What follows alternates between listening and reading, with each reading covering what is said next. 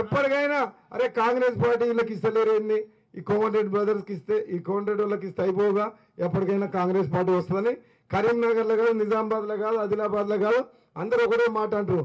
మరి భగవంతుడు ఎప్పుడు దయ చూపిస్తాడో ఎప్పుడు ఇస్తాడో మన చేతికి పగ్గాలు అప్పుడు ఉన్నది ఆట నిజమైన ఆట అప్పుడు మొదలవుతుంది.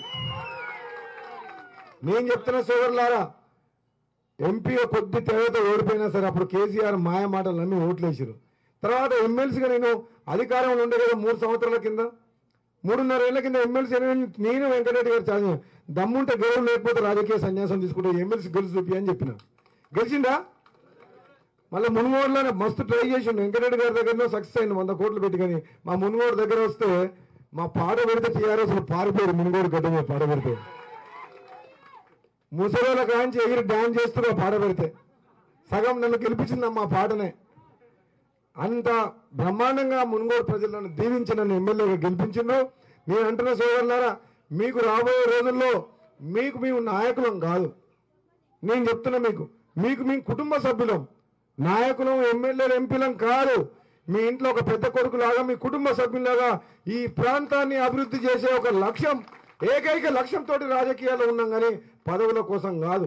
ఆనాడు పునాది గాని కాలువ కిరణ్ కుమార్ రెడ్డి ప్రభుత్వం పట్టించుకోకపోతే నేను ఆనాడు మీటింగ్ లో కూడా చెప్పిన నా ఇల్లైనా అమ్ముకుంటా కానీ కాలువ పూర్తి చేస్తా అని చెప్పి దాదాపు 20 నుంచి 30 కోట్ల రూపాయలు ఖర్చు పెట్టి ఆ కాలువ నీళ్లు మొత్తం వదిలిపెట్టి 20 కిలోమీటర్ల దాకా నీళ్లు పారించిన తర్వాత కూడా 10,000 మందికి భోజనం కూడా పెట్టినాం.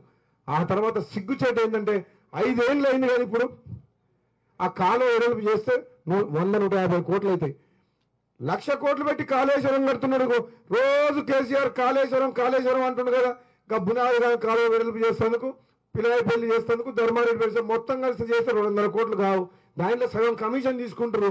3 కాంట్రాక్ట్లు పంచిపెట్టిరు 3 ముక్కలు చేసి ఇంకా కంప్లీట్ అయింది. అది ఏ నాయకులు ఏమేమి ఎంపీ నేనుంటేనా ఎప్పుడో అయిపో. తెలంగాణ వచ్చిన తర్వాత టీఆర్ఎస్ ప్రభుత్వం ఉంది. ఈ బునాది గాని కాలువ 5 ఏళ్లలో కంప్లీట్ చేయలేదంటే ఈ బీబీ నగర్ నిమ్స్ హాస్పిటల్ ఇంతవరకు 5 ఏళ్లలో కంప్లీట్ గా 1000 పడకల ఆసుపత్రి కాలేదంటే సిగ్గుచేటు. మనకు సిగ్గుచేటు.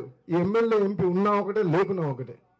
నేను చెప్తున్నా ప్రభుత్వాన్ని వ్యతిరేకంగా కిరణ్ సొంతంగా పని చేపించిన అదే మన ప్రభుత్వం ఉండి ఇన్ని లక్షల కోట్ల బడ్జెట్ పెట్టుకొని ఈ కాలువ కంప్లీట్ చేయలేదా? ఈ కాలువ ఆడించిందాక 6 నెలల్లో కంప్లీట్ చేయొచ్చు. 6 నెలల్లో కంప్లీట్ చేయొచ్చు మొత్తం. అవి మంచినీళ్ళు కావు కానీ ఏదో సాగునీరు కోసం పనికొస్తాయి.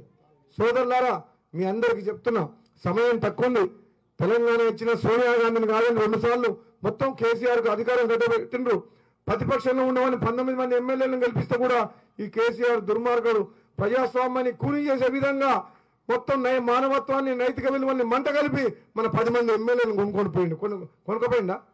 లాస్ట్కు మా కుటుంబ సభ్యుల శ్రీమతి లింగ టికెట్ ఇచ్చి ఆయన కూడా కొనుక్కపోయిండు. ఆయనకు సిగ్గు లేదు వీనికి సిగ్గు లేదు. అమ్ముడుపోతారా వీడు? గెలిపించింది టికెట్ ఇప్పించింది నేనే గట్లా అమ్ముడుపోతారా? ఎవరు అంటారట ఎవరని చెప్తే అది కోమటిరెడ్డి వాళ్ళని కాదని ఎంత ఇల్లే పంపించినట్టు అంటారట. అనుకుంటారా మీరు కూడా? అట్లే అనుకుంటారు మీరు కూడా అట్లే అనుకుంటారంట. అరే కోమటిరెడ్డి వెంకటరెడ్డి వచ్చి ఇప్పుడు భువనగిరి ఎంపీగా పోటీ చేస్తే వాడు వేవుల వీరేషన్ తోటి కలుపుకొని టీఆర్ఎస్ కోమటిరెడ్డి వెంకటరెడ్డి ఓడగొట్టమని చెప్తుంటే వాడేం మనిషి వాడి బామ్మ. నిజంగా విశ్వాసం ఉండాలి కదా.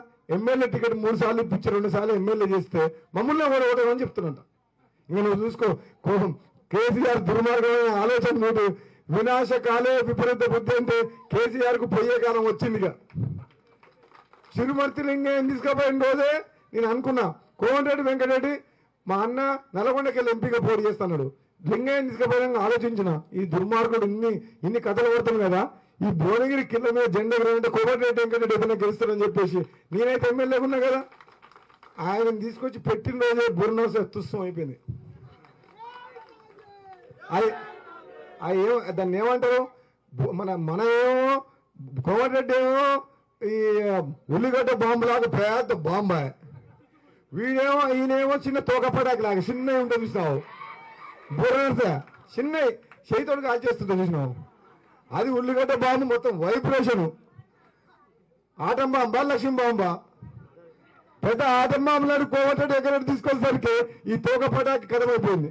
అది పేలుతుందా లేదా తెలిసే తుస్తు ఉంటుంది. నేను చెప్తున్న సోదరులు వీళ్ళందరికీ ఎమ్మెల్యేలకు ఎంపీలకు టీఆర్ఎస్ పట్ల దమ్ము ధైర్యం లేదు.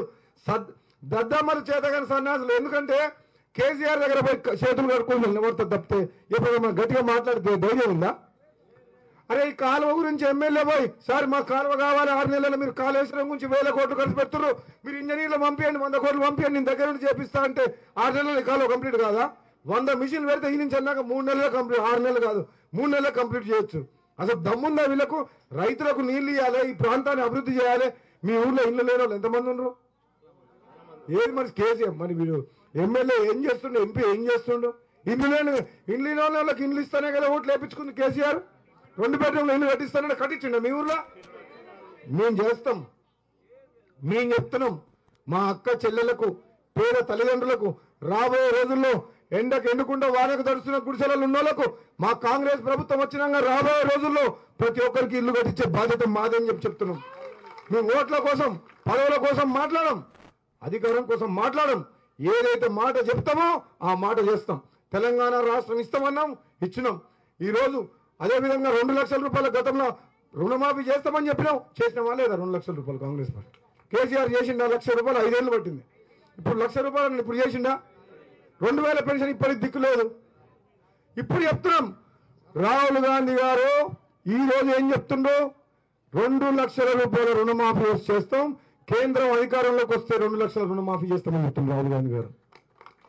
అదేవిధంగా ఇంకోటి ఏం చెప్తుండో పనికి ఉపాధి పథకం ఏదైతే ఉందో 100 రోజులు ఉంది కదా 150 రోజులు చేస్తామని చెప్తుంది ఈరోజు రాహుల్ గాంధీ గారు కేంద్రంలో అధికారం వస్తే. అర్థమైంది కదా 150 రోజులు. అదేవిధంగా పేదలకు నిరుపేదలకు కనీస ఆదాయం లేని వాళ్లకు నెలకు 6000 రూపాయలు ప్రతి నెల అకౌంట్లు వేస్తామని చెప్తున్నారు కాంగ్రెస్ పార్టీ. అర్థమైంది కదమ్మా? ఎంత నెలకు? సంవత్సరానికి 72,000. ఇప్పుడు కేసీఆర్ పెన్షన్ ఇస్తామని చెప్పి ముసలోళ్ళు వేస్తారు కదా, వాళ్ళకి చెప్పుడు జరగదు. వాళ్ళకి చెప్పుడు లేకపోతే ముసలోళ్ళు డేంజర్, మోసం చేస్తారు. ఆ 1000 రూపాయల ముసలోళ్ళు మన కొంప ముంచుకు పోయినసారి వాళ్ళకి చెప్తున్నాడా, ఏ కారు గుర్తు వేయకపోతే నీ పెన్షన్ రాదంటున్నాడు. కర్ర పట్టుకొని కూర్చున్నా ముసలామకి చెప్పురాడా? ఓ ముసలామ మీకు వినబడుతుందా? వాళ్ళు మోసం చేశారు కాబట్టి దూరం ఉంటుంది, దగ్గరకు వస్తలేదు. పోరాగాలటువంటి మా ఎమ్మడి తిరుగుతుంటాయి ముసలి దూరం పోతున్నాడు. నాకు అనుమానం వచ్చింది. నాకు మునుగోడులో కూడా పెద్ద మెజార్టీ రావాలి. ఏమో మెజార్టీ ఎందుకు రాలేరా అని చూస్తే ఉదయం పోలింగ్ అయిపోయింది, పోలింగ్ నడుస్తప్పుడు నాకు ఫోన్లు వచ్చినాయి లోపలికి వెళ్ళి. ఈ ముసలందరూ లోపల నిలబడలేదు, పొద్దుగా నిలబడరు. ఆ 1000 రూపాయలు వస్తున్నారు వస్తువులందరూ పోయి కారు ఉందని అడుగుతున్నారట. ఓనియమ్మ పొద్దున పూట 2 గంటలు మొత్తం కాకే పడ్డాయట. మళ్ళీ హైదరాబాద్కి చదువుకున్న పిల్లలు ఉద్యోగస్తులు అందరూ వచ్చి అప్పుడు చేయికేస్తే గెలిచిన, లేకపోతే వాళ్ళ ముసలిని నమ్ముకుంటే నా కొంప కూలేదు. నేను చెప్తున్న సోదరులారా, రాహుల్ గాంధీ గారు ఏదైతే పథకం ప్రకటించిండో కేంద్రంలో కాంగ్రెస్ పార్టీ అధికారంలోకి వస్తే కోమటిరెడ్డి వెంకటరెడ్డి గారిని ఎంపీగా చేయి గుర్తుకు గెలిపిస్తే పేదలకు ప్రతి ఒక్కరికి నెలకు 6000 రూపాయలు మీ అకౌంట్ లో 5వ తారీఖు నాడు పడతాయని చెప్పి సందర్భంగా తెలియజేస్తున్నాం. 5 కోట్ల కుటుంబాలకు తెలంగాణ ఇచ్చిన సోనియా గాంధీ రుణం తీసుకోవాలంటే, ఆమె కొడుకు రాహుల్ గాంధీ ప్రధాని కావాలంటే కోమటిరెడ్డి వెంకటరెడ్డి గారిని చెయ్యి గుర్తు మీద ఓటేసి గెలిపించాలని చెప్పి మీ అందరూ కూడా నేను తెలియజేస్తున్నా. 2 సార్లు కేసీఆర్ కోటేసిండ్రు. అన్నం పెట్టిన తల్లి, తెలంగాణ ఇచ్చిన తల్లి, మన తెలంగాణ ప్రజలు మరి ఈరోజు తెలంగాణ ఇచ్చింది కాబట్టి హైదరాబాద్తో సహా ఉన్న ఆదాయం ఉంది కాబట్టి ఈ పెన్షన్లు కానీ రైతు బంధు కానీ కేసీఆర్ కిట్ కానీ కళ్యాణ లక్ష్మి వస్తుందంటే అది కేసీఆర్ గొప్పతనం కాదు, అది తెలంగాణ ఇచ్చిన సోనియా గాంధీ హైదరాబాద్ లో వచ్చిన ఆదాయాన్ని మన గ్రామాల్లో కేసీఆర్ వస్తుంది తప్పితే సోకొకరి లాగా అది కేసీఆర్ గొప్పతనం కాదు, తెలంగాణ ఇచ్చిన సోనియా గాంధీ గొప్పతనం. కాబట్టి తప్పకుండా చెయ్యి గుర్తు మీద ఓటేసి కాంగ్రెస్ పార్టీ అభ్యర్థి కోమటిరెడ్డి వెంకటరెడ్డిని గెలిపియాలి. మళ్ళీ ఎంపీగా గెలిచిన తర్వాత మీ ఊరికి వస్తా, గ్రామంలో ఎంతమంది ఇల్లు లేని లిస్టు తయారు చేసి పెట్టు. నేను చెప్తున్నా, మీకు ఒక్కటి చెప్తున్నా, ఎంపీగా గెలిచినాక కోమటిరెడ్డి వెంకటరెడ్డి గ్రామానికి వస్తాం, ఇల్లు లేనంత లిస్టు తయారు చేపిస్తాం. ఏదో ఒక స్కీముల ఇల్లు కట్టించే బాధ్యత గ్రామంలో ఇల్లు లేని పేరు నాది అని చెప్తున్నాం మీ అందరికి కూడా. నేను మాటిస్తున్నా, నేను ఒకసారి మాట ఇచ్చినంటే నీ మాట కనుకపోను రాబోయినా మీ గ్రామంలో ఇల్లు కట్టించే బాధ్యత నాది. మీరు కోమటిరెడ్డి వెంకటరెడ్డి గారికి అత్యధిక మెజారిటీతో మీ ఊర్లో ఓట్లేసి, మీ చుట్టాలు అందరికి సెల్ ఫోన్లు ఉన్నాయా? మీ చుట్టాలందరికి ఫోన్ చేయాలి.